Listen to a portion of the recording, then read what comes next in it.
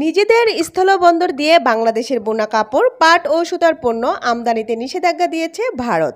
ভারতের বৈদেশিক বাণিজ্যিক অধিদপ্তরের মহাপরিচালক এক বিবৃতিতে এ তথ্য জানিয়েছেন।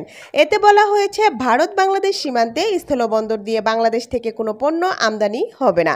শুধু নাহাবা সেবা সমুদ্র বন্দর দিয়ে নির্দিষ্ট এসব পণ্য আমদানি করা যাবে, যার মধ্যে রয়েছে পাটজাত পণ্য, একাধিক ভাঁজের বোনা কাপড়, একক শন সুতা, পাটের একক সুতা, ব্লিচ না করা পাটের বোনা কাপড়।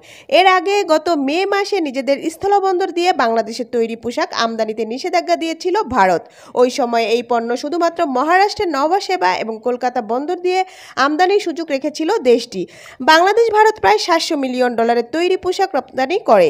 স্থলবন্দর দিয়ে এই পণ্য আমদানিতে নিষেধাজ্ঞা দেওয়ায় এই খাতে বিরূপ প্রভাব পড়ার শঙ্কা তৈরি হয়েছিল। ভারতের বৈদেশিক বাণিজ্য অধিদপ্তর জানিয়েছেন, বাংলাদেশ থেকে নেপাল ও ভুটানের যেসব পণ্য যাবে সেগুলোর ক্ষেত্রে এই নিষেধাজ্ঞা কার্যকর হবে না, কিন্তু এসব পণ্য পুনরায় রপ্তানি করা যাবে না।